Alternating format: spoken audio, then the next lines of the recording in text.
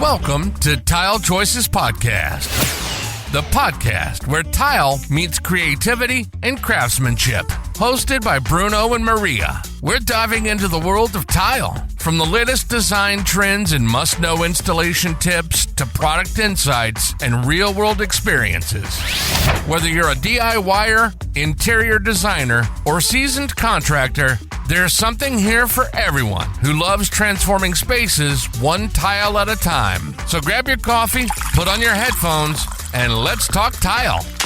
Because at Tile Choices, it's more than a surface, it's a statement.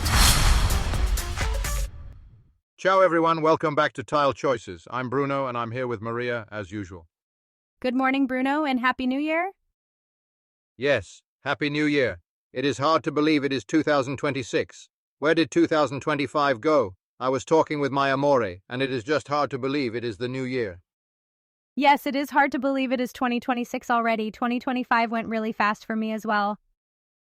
Okay, today we're really getting into the good stuff. 3D tiles. You know, these things are everywhere now. Magazines, Pinterest, Instagram.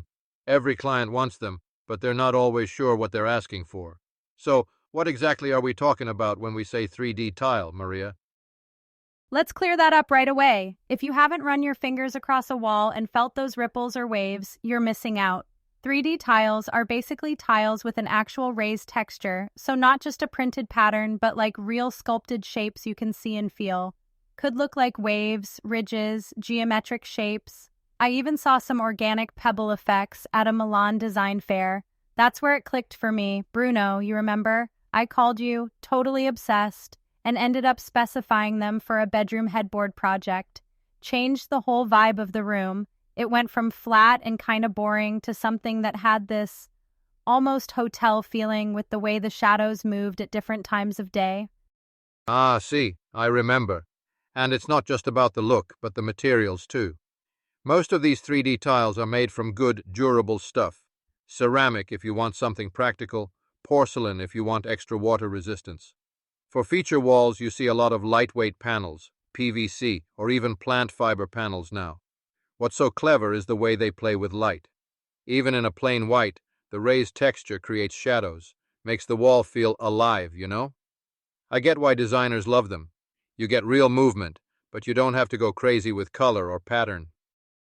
You're right, you can do entire rooms in soft neutrals, but still have all this drama and depth without a single bold paint color. And that's why homeowners love them too. They want something special, something new that feels designer, without taking a big style risk. 3D tile is perfect for that. But as always, it's not for every situation. So let's talk a little about where these things really shine, and where maybe you want to think twice, eh? I get this question all the time, especially on projects where people want to go bold with the bathroom. Can I put 3D tile inside my shower, on the floor? So first thing, 3D tiles are amazing for shower walls and in wet areas if you're careful. You can use them in niches, on feature walls, even around tubs. But the floor, that's a no from me. Grooves and ridges mean they're way harder to clean, and you want drainage and slip resistance. Even the best non-slip tile with deep grooves is just not fun to scrub every week, trust me. Yeah, cleaning is a real thing. You get some soap buildup, some humidity. Tiny grooves trap everything if you're not careful with maintenance. We always say, go for a lighter, shallower texture if you're using 3D tiles in a shower or humid space. And don't even think about using them on a high-traffic wet floor. For walls, it's fine, but for a floor, nightmare. Now kitchens, this is always a debate. 3D tile for a kitchen backsplash? Beautiful, yes, but listen, if you're placing it behind a cooktop, you need to be real with yourself about cleaning. Grease finds every nook. My trick is to use the 3D tile as an accent, like behind a sink or coffee bar, but behind the stove, stick to something more wipeable. Haha, I've seen it go badly. I had a client in Rome, she fell in love with super deep wave tiles and put them right behind her gas hob. After 3 months, Bruno, questi tile non vengono mai puliti.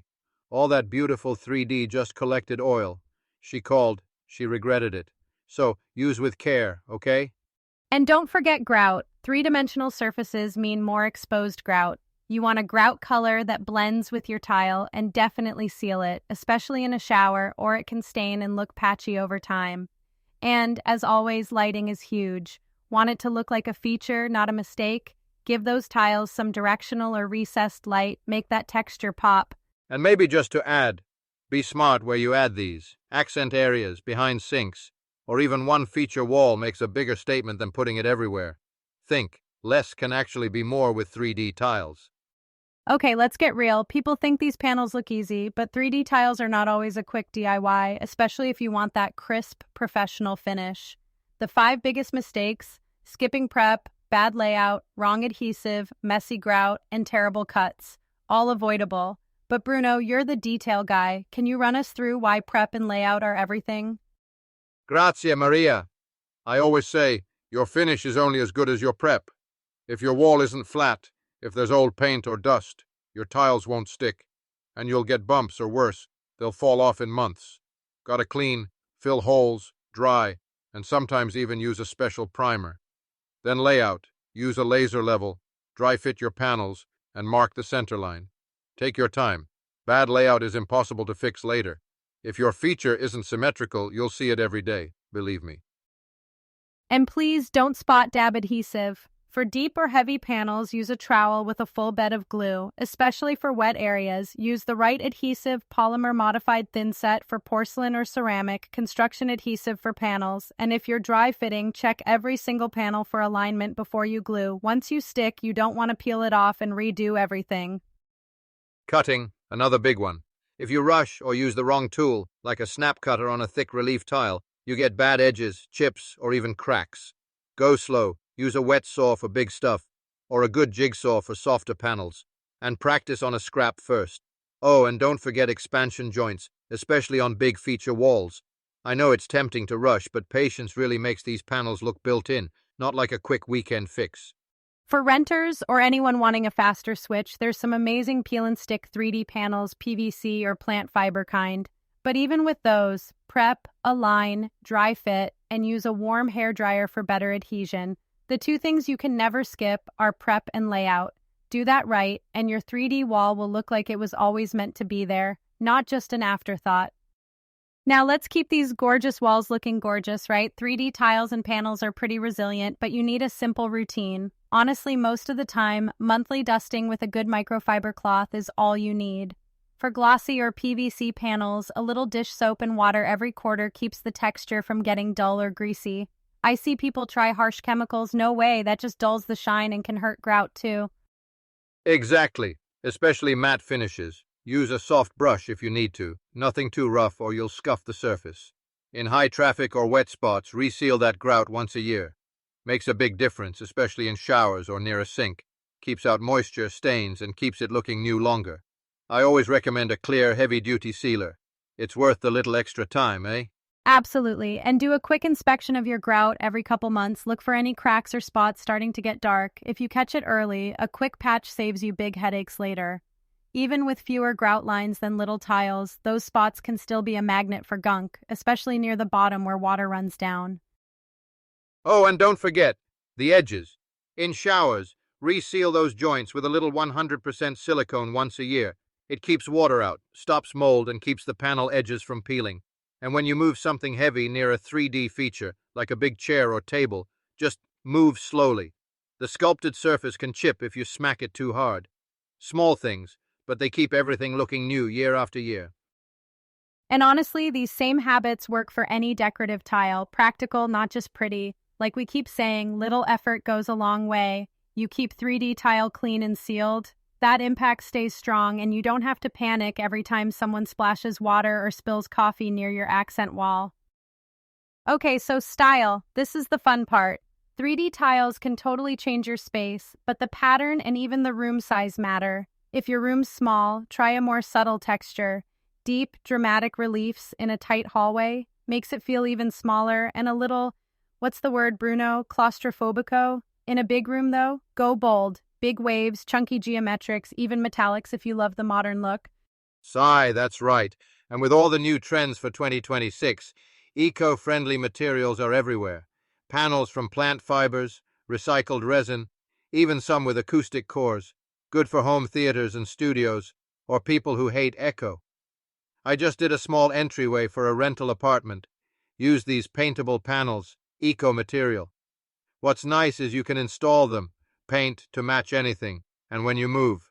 Pop them off, the wall is fine. Removable, high impact, but also reversible for the next person. Yes, minimalist textures are also super hot, super thin flutes, delicate linear ridges that just catch the light instead of shouting for attention. And metallic highlights, wow, those can transform a TV wall or a fireplace if you use them carefully. Don't go overboard. And here's a tip, order samples. Light and shadow look totally different at home than online. Always test before you commit. And see what works for your lifestyle. Glossy, glassy tiles are dramatic but show fingerprints. Matte hides a bit more, and some acoustic panels double as sound dampening in media rooms or home offices. Just match the material to your needs, and the trends, if you want to stay ahead. But classic neutrals, those survive trends, especially in expensive spaces like kitchens. That's the trick. Blend what's timeless with what's new. Use bold panels for an accent and keep the rest of the space simple. That's how you keep your design feeling fresh but not trendy for 5 minutes and dated forever. Now for my favorite bit, future stuff. Bruno, we're seeing so much innovation, right? 3D printing is getting wild. Now you can literally design a tile that fits exactly your wall with your initials or your favorite pattern, and some manufacturers can print it on demand. I mean, this is where design gets personal, truly custom, not just picking from a catalog. For sure, and with smart tech too. I saw some new 3D tiles that react to touch or have LEDs inside, so when you run your hand over, the light changes. Don't know if I'd put that in a shower yet, maybe too sci-fi for old Bruno, eh? But it's happening. Smart surfaces, light-adjusting features, and more. You want a wall that glows when the sun sets? Possible. Want it to absorb sound because you play the piano? That too now with those acoustic panels. If you're thinking super custom, talk direct with the manufacturer. Be clear about material needs. If you want waterproof, say so, and ask about cost and timeline up front. If you're collaborating, send a sketch or the vibe you're after. Some companies are surprisingly flexible but allow extra time for shipping and production. And sample. Even a high-tech panel can disappoint if it doesn't match your vision when it arrives. That's true for any tile project, honestly. And as these new technologies and materials show up, we'll see new opportunities and a few, let's be honest, headaches too. But hey, that's what we love talking about every week, eh, Maria? Absolutely. Well, that wraps up our deep dive on 3D tiles. If you're dreaming up your next accent wall or want to try something cutting edge, you know where to find us. Bruno, grazie, always a pleasure. And thanks to all our listeners for tuning in every time. Grazie mille, Maria, and grazie to all of you at home or on the job site. Keep sending your questions. We love hearing from you, and we'll be back soon with new trends, new tips, and maybe a few more tile disasters to share. Arrivederci. Ciao. Ciao, everyone. See you next time on Tile Choices. Thanks for tuning in to Tile Choices Podcast, your go-to podcast for everything tile. If you enjoyed today's episode, be sure to subscribe, leave us a review, and share it with your fellow tile lovers. Got questions or a topic you'd like Bruno and Maria to cover? Visit us at tilechoices.com or connect with us on social media. Until next time, keep designing, keep dreaming, and remember, great spaces start from the ground up, one tile at a time.